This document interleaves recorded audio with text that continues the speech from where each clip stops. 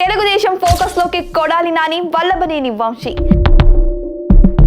ఇద్దరిని వదిలేది లేదంటున్న కూటమి సర్కార్. ఆ ఇద్దరు మిత్రుల అరెస్టు తప్పదా? వరుస కేసులతో తలనొప్పులు తప్పవా? నమస్తే, వెల్కమ్ టు సీఎం టుడే.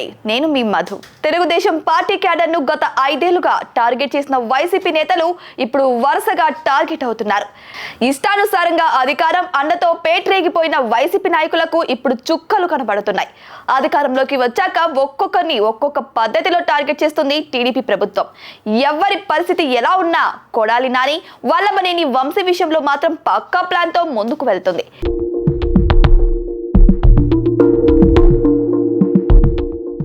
ఈ కేసు కాకపోతే మరో కేసు, అది కాకపోతే మరో ఉచ్చు, కానీ ఆ ఇద్దరు మిత్రులను మాత్రం వదిలేది లేదంటోంది కూటమి. అప్పటి నోటి దూలకు ఇప్పుడు తప్పదు మూల్యమంటూ నలుదిక్కుల ఇరికించే ప్రయత్నం చేస్తుంది. ఆ ఇద్దరి మీద గట్టిగానే ఫోకస్ పెట్టినట్టు కనిపిస్తుంది కూటమి ప్రభుత్వం. బూతులు తిట్టారంటూ ఓవైపు కేసులు, జగనన్న కాలనీలో స్కామ్ అంటూ ఇంకోవైపు, గన్నవరం నియోజకవర్గంలో అక్రమ మైనింగ్ అంటూ, ఇలా ఒకటి పోతే మరొకటి అన్నట్టుగా ఇంటర్నల్ విచారణలతో నెక్స్ట్ ఏం జరగబోతుంది అనే ఉత్కంఠత నెలకొంది. మరి వరుస కేసులతో కొడాలి నాని, వల్లభనేని వంశీలకి తలనొప్పులు తప్పవా? లోకేష్ చెబుతున్నట్టు రెడ్ బుక్ చాప్టర్ 3లో వారి టార్గెట్ కాబోతున్నారా?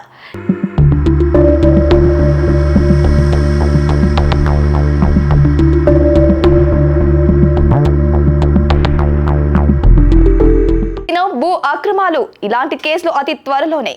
వీరిద్దరికి చుక్కలు తప్పవా? Watch this story. Kodali Nani, Vallabhaneni Vamsi Telugu రాష్ట్రాల్లో పరిచయం అక్కర్లేని ఈ నేతలు కాంట్రవర్సీలకు కేర్ ఆఫ్ అడ్రస్లుగా మిగిలారు. వైసీపీ అధికారంలో ఉన్న సమయంలో ఈ ఇద్దరికి ఎదురుపడ్డ నాయకుడే లేడు, ఎదిరించేవాడు అస్సలు లేడు. తాము అనుకున్నది చేశారు, నోటికొచ్చింది మాట్లాడారు. మొత్తానికి జగన్ మెప్పు పొందారు.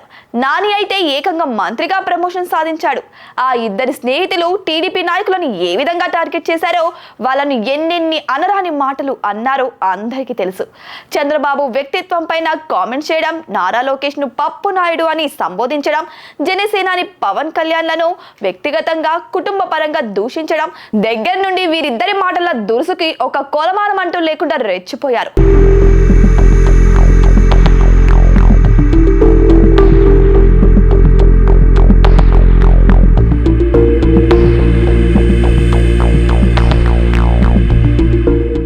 ఆనాడు వారిద్దరు చేసిన పనికి ఈనాడు వారి మీద టీడీపీ క్యాడర్ ఆగ్రహంతో రగిలిపోతుంది. ఈ నేపథ్యంలో వారిపైన వరుస కంప్లైంట్లు వస్తున్నాయి. అదే ఊపులో కొడాలి నానిని, తన స్నేహితుడు వల్లభనేని వంశీని కూడా అరెస్ట్ చేస్తున్నారన్న ప్రచారము జరుగుతుంది. ఆ ఇద్దరిని పర్మనెంట్ గా బుక్ చేసేలా ప్రభుత్వం చర్యలు తీసుకుంటుందన్న అభిప్రాయం కూడా వ్యక్తమవుతుంది. వారి అక్రమ వ్యవహారాలపై పక్కాగా ఆరా తీసి పకడ్బందీ సాక్ష్యాలతో కసరత్తు జరుగుతున్నట్టు చెబుతున్నారు. అయితే వంశీ చుట్టూ బిగుస్తున్న ఉచ్చు. గన్నవరం మాజీ ఎమ్మెల్యే వల్లభనేని వంశీకి ఉచ్చు బిగుస్తున్నట్టు తెలుస్తోంది. గన్నవరం నియోజకవర్గంలో అక్రమ మైనింగ్ జరిగినట్లు విజిలెన్స్ గుర్తించింది. అక్రమ తవ్వకాలపై మాజీ ఎమ్మెల్యే వంశీతో పాటు అతని ప్రధాన అనుచరులపై కూడా విజిలెన్స్ కేసు నమోదయ్యే అవకాశాలు కనిపిస్తుండడం సర్వత్రా చర్చనీయాంశంగా మారింది. వంశీ ఎమ్మెల్యేగా ఉన్న సమయంలో గన్నవరం నియోజకవర్గంలో మైనింగ్ కోసం తన వద్ద పనిచేసే డ్రైవర్లతో పాటు కూలీల పేరుతో తవ్వకాలకు దరఖాస్తులు పెట్టి ఇష్టానుసారంగా 5 ఏళ్ల పాటు తవ్వకాలు చేసినట్టు ఆరోపణలు ఉన్నాయి. కొండలు, గుట్టలు, బంజారా భూములు, పోలవరం కట్టలను సైతం తవ్వినట్లు విమర్శలు కూడా ఉన్నాయి. వల్లభనేని వంశీపై ఆరోపణలను ఇటీవల జరిగిన అసెంబ్లీ సమావేశాల్లో మైనింగ్ శాఖ మంత్రి కొల్లు రవీందర్ సైతం ప్రస్తావించారు. దాంతో అక్రమ మైనింగ్ పై విజిలెన్స్ అధికారులు దూకుడు పెంచినట్లు కూడా సమాచారం. ఈ క్రమంలోనే రైతులు, దినసరి కూలీలు ఇచ్చిన వాంగ్మూలం ఆధారంగా వంశీని ప్రధాన సూత్రధారుడిగా గుర్తించినట్టు తెలుస్తుంది. సీనరేజ్ చెల్లించకుండా తవ్విన మట్టి విలువ సుమారు 100 కోట్లు ఉండవచ్చని అధికారులు అంచనా వేస్తున్నారు. అక్రమ తవ్వకాలపై మాజీ ఎమ్మెల్యే వంశీతో పాటు అతని ప్రధాన అనుచరులపై కూడా విజిలెన్స్ కేసులు నమోదు చేయనున్నట్టు తెలుస్తుంది. త్వరలో వంశీని అరెస్ట్ చేసే అవకాశం ఉందని కూడా అంటున్నారు. అయితే జగనన్న కాలనీలో 40 కోట్లు కోట్లు స్వాహ. వంశీ పరిస్థితి ఇలా ఉంటే జగనన్న కాలనీల కోసం గుడివాడలో సేకరించిన భూముల విషయంలో నానిపై కేసు నమోదైనట్టు తెలుస్తోంది. పేదలకు ఇళ్ల స్థలాలు ఇచ్చేందుకు 173 ఎకరాలు సేకరించి మెరక పేరుతో అనుచరులకు వర్క్ ఆర్డర్స్ ఇచ్చారని నాని మీద ఆరోపణలు ఉన్నాయి.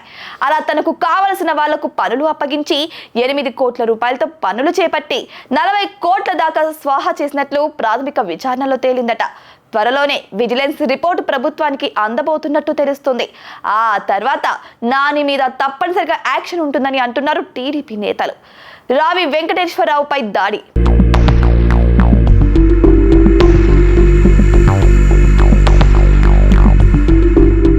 డిసెంబర్ 25, 2022న తెలుగుదేశం పార్టీ కార్యాలయంలో ఉన్న రావి వెంకటేశ్వరరావు తెలుగుదేశం పార్టీ నేతలపైన వైసీపీ పార్టీ నేతలతో దాడులు జరిపించారు.